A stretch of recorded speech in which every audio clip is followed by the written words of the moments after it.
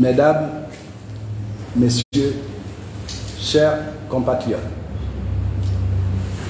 depuis plusieurs décennies, le peuple gabonais, embrigadé dans le Parti démocratique gabonais PDG, affirme sans cesse, par les moyens dont il dispose, sa volonté de changement de gouvernance et partant de gouvernance pour sortir de la précarité, de la pauvreté et du déshonneur. L'élection, qui est supposée représenter la voie qui conduit à ces changements, n'a jamais permis l'accession au pouvoir d'une équipe de femmes et d'hommes appartenant à des obédiences politiques autres que celles du PDG. Depuis 1993, aucune élection présidentielle ne s'est terminée dans le calme, la sérénité et la tranquillité. Témoin, celle de 2016, la dernière en date, qui a été remportée par M. Jean Ping, dont la victoire usurpée et confisquée est toujours revendiquée par la coalition pour la Nouvelle République CNR et par une partie de la population qui attend son officialisation. Présentement, le Gabon est de plein pied en période préélectorale. Cette période est marquée, à court terme, par deux événements significatifs. D'abord, le projet d'organiser entre les partis politiques du pouvoir et ceux de l'opposition, je cite, une concertation pour établir les conditions de l'organisation des consultations électorales apaisées. Concertation dont personne à ce jour ne connaît les modalités pratiques, que déjà des divergences surviennent au sein des oppositions politiques pour la mise en place du Centre gabonais des élections CGE, qui a succédé à la Commission électorale nationale autonome et permanente CENAP, deux organismes qui ont tous été présidés par les hommes liges du pouvoir. En français facile, la concertation indique que les parties prenantes à un dialogue s'engagent pour aboutir à un accord en vue de préparer une action en commun, agir ensemble pour atteindre les objectifs préalablement définis, fixés, puis appliquer les décisions irrelatives. La concertation doit être porteuse de progrès. Ensuite, il y a le séjour probable à Libreville, au mois de mars, du président de la République française, M. Emmanuel Macron, pour participer au One Forest Summit sur la préservation des forêts tropicales. Cette visite pose un problème. Rappelons que le Gabon est en année électorale et que la présence du président français chez nous, dans ce contexte politique particulier, est mal perçue. L'opinion la juge inappropriée et inopportune. Au regard de cette importante actualité et de la gravité de la crise actuelle du pays, le Rassemblement des patriotes républicains, RPR, a décidé de faire connaître au peuple gabonais et à la communauté internationale, à travers un questionnement simple, ses observations et ses positions sur les thématiques liées aux élections à venir. L'organisation des élections apaisées a commencé par la participation des partis politiques du pouvoir et de l'opposition à la formation du Centre gabonais des élections CGE, qui est l'un des juges électoraux majeurs du Gabon.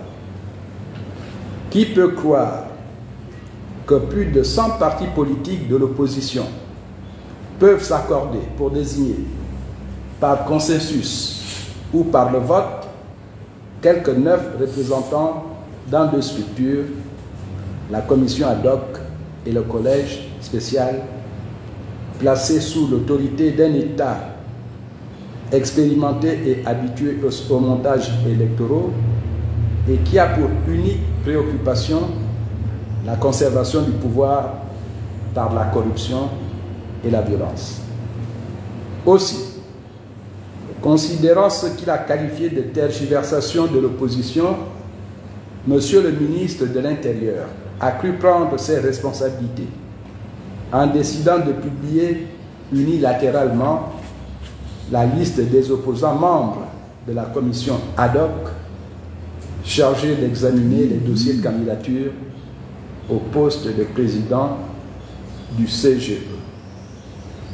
Signalons que l'un des opposants, candidat à la future présidentielle, figure sur cette liste. Quelle disposition légale confère au ministre de l'Intérieur la capacité juridique de nommer les membres de l'opposition au CGE sans leur consentement? À propos de la Cour constitutionnelle, chers compatriotes, il y a plus de 30 ans que la Cour constitutionnelle du Gabon est en activité. Et depuis sa création, la Cour est présidée par la même personnalité qui, de notoriété publique, est affiliée par des liens familiaux et affectifs au président Ali Bongo Ondimba, fils d'Omar Bongo Ondimba.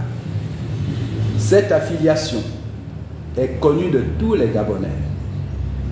Par conséquent, l'intéressé doit faire l'objet d'une récusation citoyenne. Existe-t-il dans le monde un président ou une présidente d'un conseil constitutionnel, d'une cour constitutionnelle ou d'une cour suprême qui soit resté autant d'années en fonction et qui soit familialement lié au tenant du pouvoir? D'autorité, notre Cour constitutionnelle s'est donné la mission de mener sur l'ensemble du territoire national une campagne de sensibilisation et d'animation sur les différents aspects du processus électoral. Cette mission est une originalité gabonaise qui n'existe nulle part dans le monde. Elle relève ailleurs uniquement de l'administration et généralement du ministère de l'Intérieur. Au cas où les élections auraient lieu cette année, c'est le CGE et surtout la Cour constitutionnelle et le ministère de l'Intérieur qui doivent en priorité prendre leurs responsabilités pour établir les conditions d'organisation des consultations électorales apaisées dans le pays.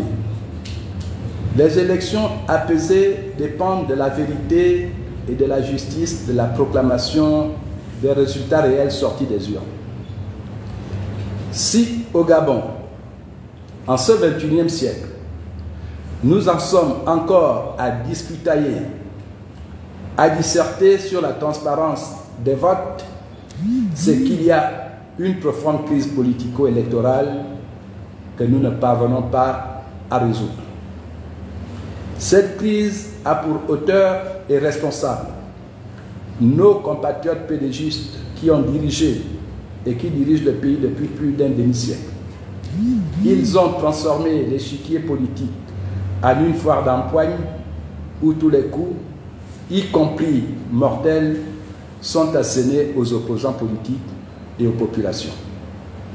Les élections démocratiques, transparentes et apaisées se fondent sur le respect de la loi, de la Constitution, la mère des lois.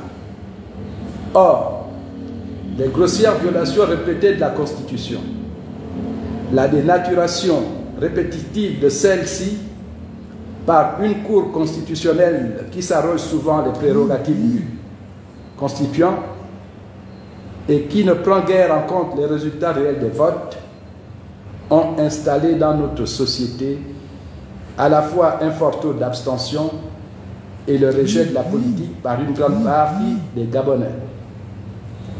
Cela a contribué à remettre en cause la remise en cause du pouvoir souverain du peuple gabonais. À dire la profonde vérité des choses, le RPR pense qu'il va falloir passer par la mise à plat des institutions républicaines qui sont toutes gangrénées pour espérer engager une vraie reconstruction du Gabon et sa véritable renaissance politique. Invité hier, mercredi 8 février 2023 à 10h30 par la Cour constitutionnelle à son siège pour sa campagne de sensibilisation sur le processus électoral, les représentants, femmes et hommes, des associations et des partis politiques ont eu droit à un accueil totalement indécent et exécrable. Certains ont même été éconduits.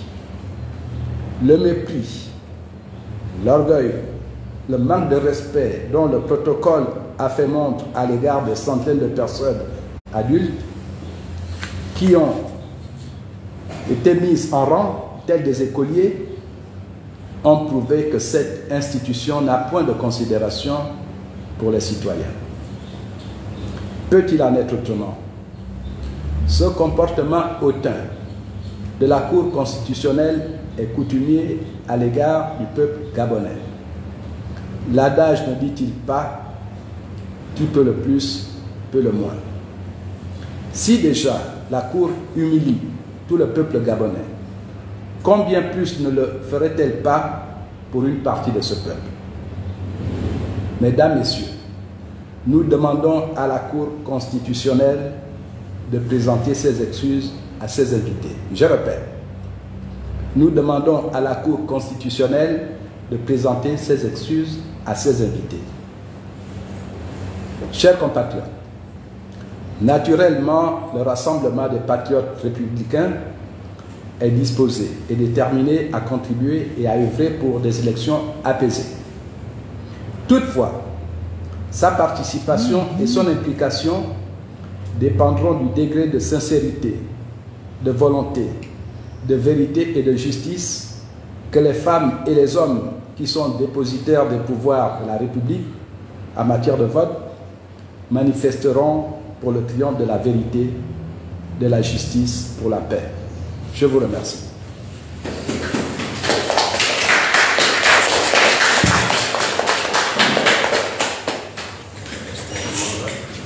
Pourquoi vous applaudissez? Hein?